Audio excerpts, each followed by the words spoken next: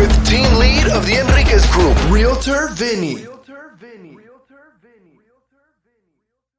Hi, Realtor with listeners. Today I have Leslie. I don't think I've ever had someone in the vitamins. I don't even think in the protein space. So this is definitely a first for me. Thank you, Leslie, for being here. Thanks for having me. I had a buddy, man, this was like a couple years ago. He was bringing out his own whey protein business. And when talking to him, I didn't realize, it's one thing, I guess, to get the product and how easy he relayed it was, but to actually make it profitable and actually work seemed like two different things. So it was something that, blew my mind. Are there a lot of varieties of vitamin companies out there, or what's your feedback on that? Yeah, so that is true. I would say that in my experience from just looking around at other startups, that's true for any consumer product startup. It's Gotcha. like it takes quite a bit of volume to make it profitable because the individual items are small. You got to sell a lot of them to make, to cover your overhead. And then scaling is also a more manual, difficult process because you're talking about retail locations and inventory. It's not like a digital thing that might scale really quickly. So, I would agree with that. Vitaminis we're labeled as a beverage. So it's these little shots. So they do have vitamins in them, but we have like the FDA label as a beverage. So it's interesting because to some extent we're competing with beverages like ginger shots and some of these like fresh juice shots you see out there. But we are definitely also competing with vitamins and supplements, particularly pills and gummies. So people that can't swallow pills or don't want the sugar from gummies will sometimes come over as well. Is it fair? And well, before we get into, I guess, going in a little more about you and the company, that kind of stuff, I guess give us a little spark notes about your company. How do you describe it, I guess? Yeah, so Vitaminis is a clean label functional food and beverage brand. So I founded the company because I don't love supplements. Pills kind of make me nauseous. Gummies, too much sugar. I don't have time for like juicing a bunch of stuff or mixing a bunch of stuff. So it's super convenient, clean label. And they're just juice. These are the first two products. These are just juice, very clean label with added. This one has probiotics and fiber. This one has vitamin C, zinc, and magnesium. Looking to launch another shot, Daily Greens, which has vitamins from leafy green vegetables. And then long term, I really envision under the umbrella of Vitaminis, lots of mini bites and sips and all sorts of different formats that really deliver great nutrition in like these easy, mini, tasty formats.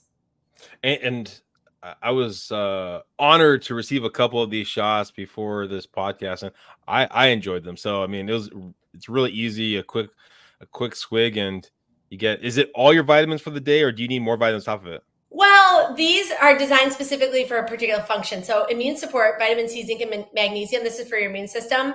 So my daily vitamin didn't really have zinc and magnesium, and those are hard to get. And then probiotics and fibers, like on top of whatever vitamins you're getting, just for your gut health. So it's kind of like you work it into your routine to like make sure you're topping it off. Gotcha.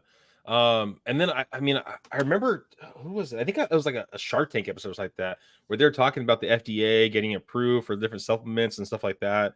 I mean, what's the process?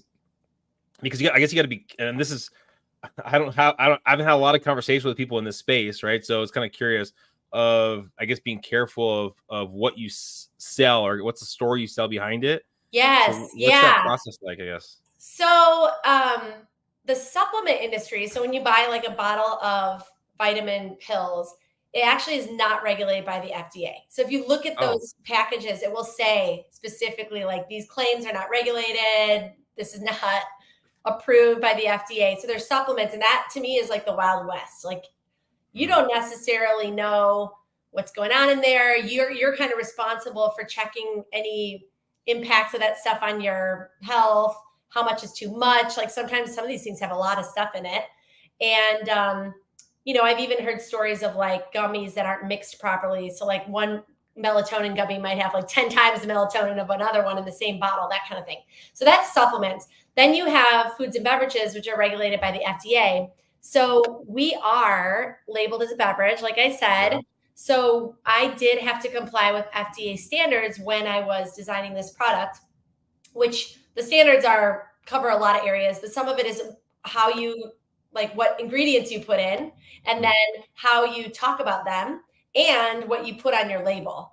So Gotcha. to me, I felt more comfortable working within the FDA regulations because it's like a quality seal almost. It's like, this is good stuff. All the ingredients in here are safe as recognized by the FDA, and all of my claims are compliant with FDA. But you're right. Like, I couldn't make a drink that said like miracle, life extender, you're going to live forever, because it's just not true. So you have to, it's like a fine line. Like I can't use the word immunity on this product because it's not immunity. You might still get sick, but it's immune support to support your immune system in fighting germs. Gotcha. Well, let's rewind. Have you always had aspirations to jump into the space, or who was young Leslie, I guess? Yeah, so I think I sort of did, honestly. Like, I didn't think about it as a kid. I didn't really like think about it this way, but I had a lot of entrepreneurial tendencies. So I would like draw picture books and then ask my mom to like lend me money to copy them and sell the copies on the corner. I had like a really robust babysitting business, with like referrals and stuff like that. So I think I always had that kind of drive to get out and create something of value and like make money with it. And then in college, I was part of the Chicago entrepreneurial group, which is actually where I met my husband. And so it always attracted me, but I didn't get around to actually starting a company until I was like 15 years into my career. So I had the seeds of it, but it took me a while to get around to it. What do you think is holding you back for 15 years? I kind of entered my career with this mentality of I'm going to prepare myself to one day do X. So it's like, I need this skill set. I worked a little bit in finance. I got an MBA. I worked in management consulting, which I worked in consumer companies. And the thought was like, I'm going to get all this different kind of experience in lots of different companies. Then I moved into a consumer products company. And there the thought was, I'm going to get this hands-on experience in different departments. And all of that was true. But at some point, and it's not like that whole time I wanted to be an entrepreneur, but it was always kind of like, someday I'm going to be a general manager and run a consumer company. And I had those entrepreneurial seeds planted, but it was always like preparing to do X. I think like at some point you have to kind of look at where you are in your career and realize like, okay, like if you just keep preparing forever, you're never going to round to it. At some point you just got to do the thing. And I think that's actually a really good analogy with starting a company as well, is like, you're never going to reach this like perfect prepare point where you've like eliminated all risks and you know exactly what to do. Like at some point you just have to feel like you know enough, or you feel ready enough, and then you just have to jump in. What was that, I guess, catalyst then to say that you knew enough? Was it something actually happened to you? Was it a coach? Yeah. I mean, what was that catalyst, I guess? Well, it's a great question because I ended up losing my job in the pandemic. I was working for the hospitality industry. So I actually never reached a point where I just walked away from my career to start a business. It was kind of like the circumstances put me in a completely different frame of mind. So I was no longer 9 to 5 working. I was at home. My kids' school had shut down, so the kids were at home, and I was kind of like in charge of food and thinking about vitamins and trying to do all that. And it sort of all came together. It's like all these ideas that I'd had, all these thoughts I'd had over the years. When we would see research about functional beverages and nutrient density and all these things consumers wanted, and I would always think someone should do that. And then like at some point when I was laid off, it was like, well, this is kind of a good time. And I also, no one was hiring at that time. It was like the pandemic. It was like the world was frozen. So it kind of put me in this position of like, well, I'm going to just find something to do. I may as well tinker around with some of these ideas that I have.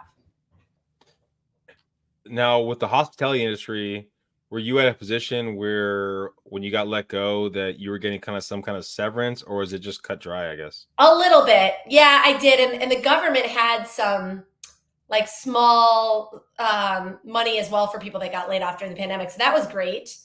But yeah, I think that put in a little bit of buffer, like unemployment basically. But in reality, it was a little bit of a mindset shift where it's like, okay, I no, I need to find something to do. I will look for another job. But given that no one's really hiring right now, I can take some time here. My husband was still working, so we had that as a family. I think that helps, of course. And I also had 15 years or more at that point of my career behind me. So I had some money saved up. So I was kind of in a different part of my life. I think if that had happened to me at like 22, right out of college, right, to pay the bills, by myself or whatever, probably wouldn't have worked out. What was your husband's feedback or thoughts on you taking this jump? Yeah, so it's funny because, like I said, we met in the Chicago Entrepreneurial Group. So he had always kind of known that I wanted to do that. He ended up going into entrepreneurship much sooner than me. So I think at that point, it was kind of like, yeah, this could be a good time for you to try this. I don't think either of us recognized that early on in the whole process exactly what that meant. It was like, okay, let's tinker around with some ideas for a couple months, as opposed to like, you're going to embark on this years-long journey that's going to like cost X amount. And, I think it was like more experimental. And then one thing led to another. As we were testing and making progress, we could kind of like decide to continue along. So it wasn't as quite a monumental decision as it might seem like from the outside. Well, so it sounds like I mean, I know you used the word, I guess, we a couple times. So was it like a partnership working together, or is it kind of your own baby? No, Or I okay, say we mostly because like it's kind of a joint decision around like finances. Someone decided yeah. to take some time off work and all that. But no, I'm a solo entrepreneur, so I was the one doing all the actual like formulation and design and stuff like that. That I joke he was like my first investor. So yeah. Now, okay, so you get the idea of vitamins. You're helping the kids. The kids are at home. What's the next step of actually figuring out how to make vitamins, how to make these drinks? I mean, what was the first step for you guys, or for you, I guess? Yeah. So the very first step I would say was kind of research. So digging around, looking at what was out there. And some of that was done out of need as well, because like I said, I was thinking about, and I've always been like kind of one of these holistic health and wellness people that believe like what you put in is what you get out. And if you eat well, you'll avoid illness and stuff. So I was really trying to make sure we had our nutritional needs met so that we wouldn't get sick during COVID, or we were at least like best positioned for that. So I was doing a lot of research as to what options were out there. Didn't love pills, didn't want to be eating a ton of sugar and giving my kids a ton of gummy vitamins. And I didn't see anything out there that was like a whole food based solution with clean label, no added sugar. And at the same time, I had known from my work that is a trend. So it was like, I didn't see it. I knew it was a trend. So I did a lot of research just looking around. I also then jumped into interviewing friends and family, kind of a formal interview, like, hey, let's talk about challenges you have with your nutrition and what do you look for in products and that kind of thing. So I would say that was like the first step of really like doing a lot of research to figure out the lay of the land. So you have like the idea of what people look for, and then was it? I mean, were you originally starting with a local company to actually put your product together? Was it outsourced overseas? I mean, what did that Yeah, look like? definitely not overseas, but with a product like this, you can't like make this in your kitchen. So I know a lot of startups are like, oh, I started making this stuff in my kitchen, but you really can't do something like that, not only from the bottling standpoint, but also like mixing vitamins and Mhm. like nutrients. Those are ingredients that you don't just like buy at the grocery store. So once I had narrowed in on the idea, I found a contract food scientist basically who could help me come up with that formulation. And so I brought the vision, like, here's what I want it to have, here's what I want it to not have. And then he brought the science of like, these ingredients will work well together. Here's how it might taste better. And here's like what we could make shelf stable. Cause I knew it had to be shelf stable in order to sell online during that time. Cause remember at that time, like no one was going into stores. Now, it sounds like, I mean, most of these things you're doing, besides, I guess the research is just more time aspect of it, but getting a nutrient scientist, or I forgot the terminology you used, right? You're spending money. So how long of a road did you give yourself to say, hey, this has to actually make money before I have to give this up? So I think at that point it was very incremental, right? So it's like, okay, the investment of my time and not searching for a job, that's like a small investment, right? And then paying an individual contractor a nominal fee. I mean, it wasn't nothing, but it was enough that it was small enough that if it didn't work out, it wasn't going to break anyone's bank. And it's like I hired a big company, it's like a guy. So it's like, okay, this is a small amount of money we're going to invest to see if it works. Okay, then he came back with a formula. And then it was like, okay, this is a formula that I've tasted. It tastes good. I think people would like it. Can I find someone to make a small amount in their like co-manufacturing, like a bottling place? Can I find someone who'll just make a small batch of it? Okay, great. That's a small amount. So it was like these incremental small amounts that let us test it along the way. And then with that small batch, see if anyone would buy it, get some feedback. And so it was never like plunking down this enormous life savings. I think like that's probably what maybe stops people from doing this is they're like, well, this is going to be, hundreds of thousands of dollars in 10 years of my life. Like I can't do that, But if you break it down into these small steps, what you find is that in each little step, you learn something, you validate it. So as you get down the line, you have more validations, less risky because you've done all the previous little steps. And then, of course, once you start selling it, you start to get some money back in. So it is a very long process, but it's not like you have to jump into it 100% right away. So there was never really like, okay, I'm giving myself 5 years, 3 years, 10 years, $100,000, 500,000. It was just more of like, let's just take one step. This is something I can do. I want to do. Honestly, yeah, because even now, if you'd asked me then, I might have said like 2 years. But now I'm 3 years in, and it's like I am selling the product, and we made a lot of traction, but there's a long way to go. So a part of it is like I don't think I fully knew. Like you just don't know what it's going to take, and it's true that when you look at a lot of consumer brands that are now like up and coming brands and just emerging on the scene, they're usually like 10 years old. So that doesn't mean that you can't be profitable before that, but it is a very long road of perfecting your product and your messaging and building awareness, figuring out how to reach your customer and what works and everything till you get to that point where you can really scale. So it is a long process. So I don't, we did at different points in time, we kind of had, here's the amount that we're willing to spend. But then by the time we had reached that amount, we had more validation, we'd started selling, and then you get like it's a different decision at that point. But now that the company's bigger, I have brought in angel investors, and that's a lot easier to do once you have that traction and you have some data to bring in outside capital. So it's kind of an incremental process. You just don't really know upfront. So how recently did you bring in angel investors? I would say about a year to year and a half ago. Okay. When we started getting into retail, brick and mortar retail, that's when the costs really go up because you're now producing product in bulk and you're supporting retailers with sampling and different marketing.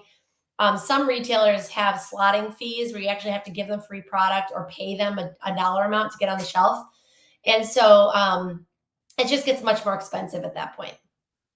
What was that process like? I mean, I know you said your husband has been an entrepreneur in the past. Did he have a background, or did you know someone that had a background talking to angel investors, or what was that process? Yeah, no, my husband is in software, so he's like in a completely in the healthcare industry, so he's like in a completely different realm. I had worked in consumer products and beverages, so I had some awareness of how these things worked, and I had some exposure to retailers and that kind of thing. But I'd be lying if I said that I knew exactly what was going on. So again, this is like one of those things I think that stops people is they think like, well, I've never done this or I don't know how to do this. When the reality is, if you just jump in, you can figure it out, So I've leveraged all sorts of different resources, including like fellow entrepreneurs. I'm in a couple of like entrepreneurial groups with other entrepreneurs. We can just ask questions, just talking to retailers like, hey, I think this would be a great fit. What do you guys look for? What do you need? And just kind of like going from there. I would say that pretty much sums up how I've gone about it. And it's still a work in process. What are some things when you're looking back at this 3-year journey so far that you, I guess, wish you would have known or thought you knew and were sadly mistaken? I think I thought that being an entrepreneur was hard because you have to work hard. And I was like, oh, that's fine. I know how to work hard. I've always worked hard. It's actually hard because of what we're talking about, which is like this uncertainty and lack of like validation. Like no one's going to come and be like, this is going to work. Here's how it's going to look. Year 1, year 2, year 3. Then it's like really easy to do that. The hard part is you kind of just don't really know what the future holds. So you have to just kind of like operate on faith a lot of the time. I say that as if I wish I knew it, but it's kind of one of those things that like if I knew that, I'm not sure it would have changed much or helped at all. But I do think it kind of is helpful in the sense that if someone else is hearing this and they're on this journey and they feel like they don't really know if everything's working or where the direction's headed or whatever, like that's pretty normal from what I gather. And I remember someone said that to me early in my process where I thought maybe my idea wasn't good or maybe my business wasn't going to work, when really that's like part of the process itself, the uncertainty, the figuring it out as you go. So I think it's helpful to know just to set expectations that if you're feeling that, it's not because you're doing something wrong. That's just like how it feels. Was there a moment when you're like, okay, I'm on the right path, or It comes and goes, even still, like even to this day, like whether you're talking about retailers, investors, customers, I mean, some people like it, some people don't. Like some people love the taste, some people don't. Some retailers think it's a great fit, others just reject it without even explanation. Some investors write a check right away, others don't. And so you have to kind of like roll with that. And there's no moment where it's like, yes, this is working. But you can kind of like read patterns, right? And look at, like, for example, on the taste, not everyone loves it, but if I look at like our overall ratings and reviews on a platform like Amazon, I think last time I checked, we're at 4.3 or 4.4. I'm like, that's pretty good. So like overall, it's okay. So you kind of have to kind of look at those overall trends, but in any given moment, it could be an uptrend, it could be a downtrend. So it's not as concrete as all that. does the vitamin business or the beverage business, I mean, does it change from area to area? Because I know, like, I've used this example actually before, where like Jack in the Box, they had to change their actual food to go back east because the previous food didn't, I guess, take on the palate of the locals, and so Oh, a lot yeah. of business shut down. So did that change at all for you across the United States, or is it I pretty? haven't Yeah. noticed that. It's an Okay. interesting question, but I don't think so, just given that like it's it's a vitamin, so it's delivering this functional benefit that really Yeah. doesn't change. And then in terms of the flavors, we're sort of operating with some pretty straightforward, simple flavors like orange, pineapple, berry, banana. So I don't think it will be the case, but I'm sure there are some nuances. Even if you think about just how different parts of the country think about added sugar or clean ingredients or the value of vitamins. I mean, I've been to some events. I've actually had consumers say to me, what are vitamins? I'm not even kidding. Whereas Whoa. like for me, I'm living in this space. So it's like everybody knows you need this and that, and everybody thinks this or that. No, there's a lot of people that just don't even think about that stuff. Well, So are there there's particular probably some regional communities? trends. Are there particular communities you're talking about that don't know about vitamins or are really No, uneducated I've about that? never looked into like where that is. I've just had people say that, and it's eye opening because you're like, oh, you forget that like you're not everyone has the same viewpoint. Huh. Yeah, I mean, I would. I mean, I wonder how many people actually drink the stuff more as a placebo compared to like it for the flavor, or more they actually are doing it because they take the nutrition aspect of it, right? I mean, Oh, for there's Vitaminis?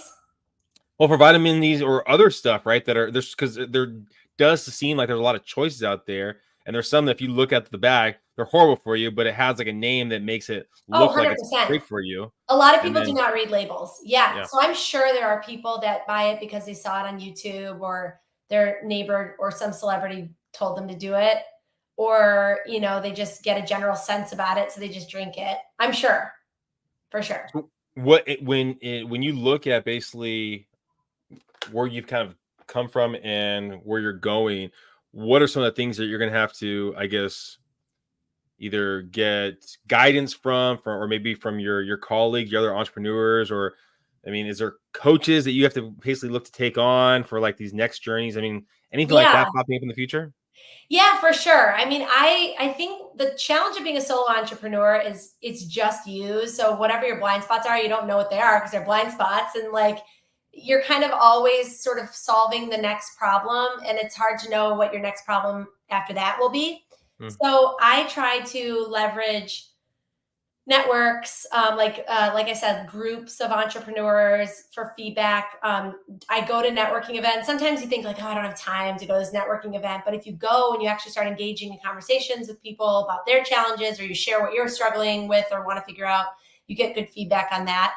I have been continuing to fundraise. So I get a lot of great unsolicited feedback through that process of like, well, here's what I would want to see in the next 6-12 months from your business if I was going to write a check or whatever. Here's what I look for when I look to write a check. And that is helpful because it's like, okay, that's what I should be targeting. Like that is somebody who invests in a lot of consumer businesses. And where I am today, that's what they would expect. But yeah, I think there's a lot of areas. Like my next focus is scaling. So trying to build the retail footprint to be in more stores. And that brings with it all sorts of different challenges around like inventory management, probably building a team, a small team to just help manage the footprint, and working with those retailers, logistics, that kind of thing, marketing support. That's an area that I have some exposure to, but I'm sure I would need more. So that's, the next road to cross. Do you ever worry about, and with basically the angel investors that you're bringing on, or anyone else you have investing with you, where I'm giving them too much of my business and it's not going to be mine? I mean, does that ever come across, or is it more, we just got to get bigger, it's always going to be my baby, it doesn't matter?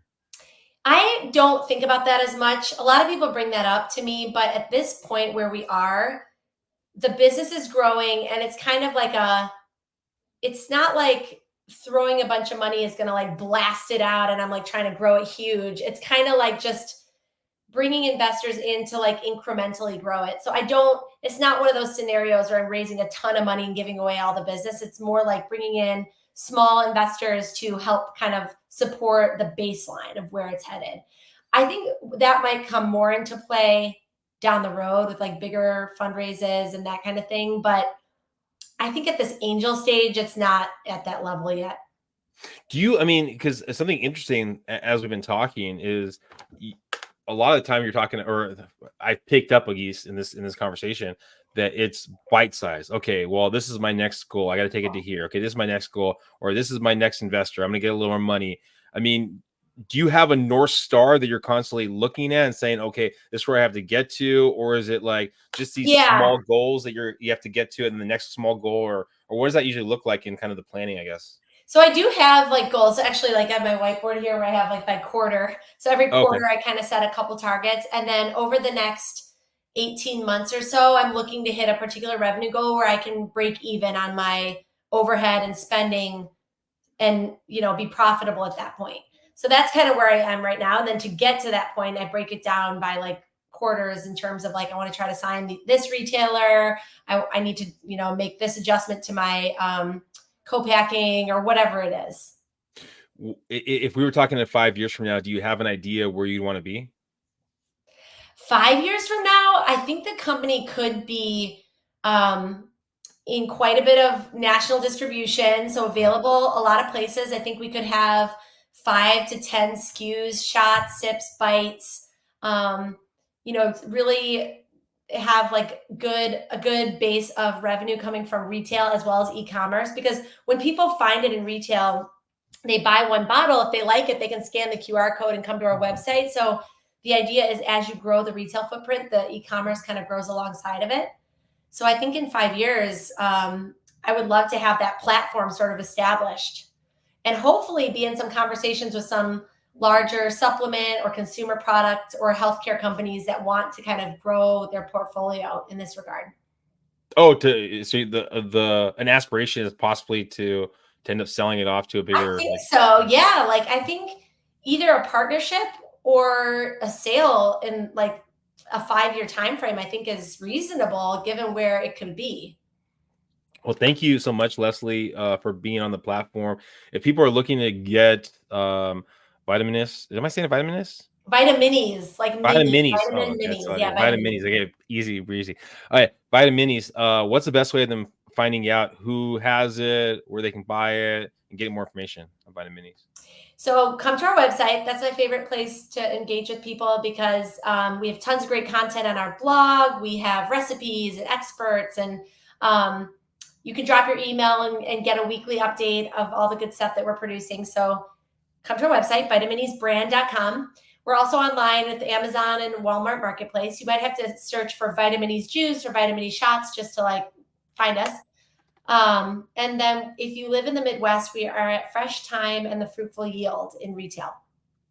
And then we'll finish off with one last question with, and I don't know, my stuff always usually veers to technology and things like that. But I'm curious with basically how we're learning more about the body, nutrition, and things like that. Where do you see the vitamin business going in the future? Is there something on the horizon that's going to drastically change the vitamin industry or anything like that down the road? I do think alternate formats are really growing. So I would consider Vitaminis to be an alternate format. 40% of people can't swallow pills. And then a lot of aging people don't want to take pills. And then a lot of young people like Gen Z, they just don't feel like they have to suffer. So they're like, let's make it fun and interesting. So there's a lot of interesting formats coming out, whether it's like sprays, patches, whatever it is. I think gummies was like the first wave of that. So that's big. And then I just think in general too, in food and vitamins, people want to know what they're going to get out of what they're eating and drinking. It's not just like, oh, I'm hungry, I'm going to eat whatever. It's like, what is this whatever going to do for me? What's it going to give me? How's it going to make me feel? How's it going to improve my health? And I want to make sure it's not like detrimental to that. It shouldn't have like bad stuff in it. It shouldn't have too much sugar, blah, blah, blah. So I think people are getting much, much smarter about that stuff and actually filtering their options and being a little bit pickier. So I think like that is the direction we're headed. Well, there's an app that my wife got me on where I think it's a Yukon or something like that, where you scan the actual QR code and it tells you if it's good for you or not good for you. And so I've heard about that. It like gives you red, green, and yellow. Yeah, someone told me about that. Yeah, percentage. And now she's scanning everything in the house, and we've been throwing away stuff. She's been throwing away a lot of stuff. Like, so, I don't want to know. Yeah, exactly. Yeah. So thank you guys for listening.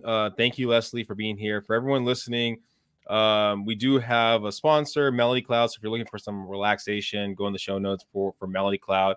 Also, if you're looking for Southern California real estate, go in the show notes for the Enriquez Group. But of course, go get Vitaminis. It's going to be a lot easier. I mean, I'm taking right now probably about 14 pills, and taking a shot of Vitaminis is a lot better than taking those 14 pills. So go on the show notes, go find Vitaminis. Bye, everyone. Have a great one.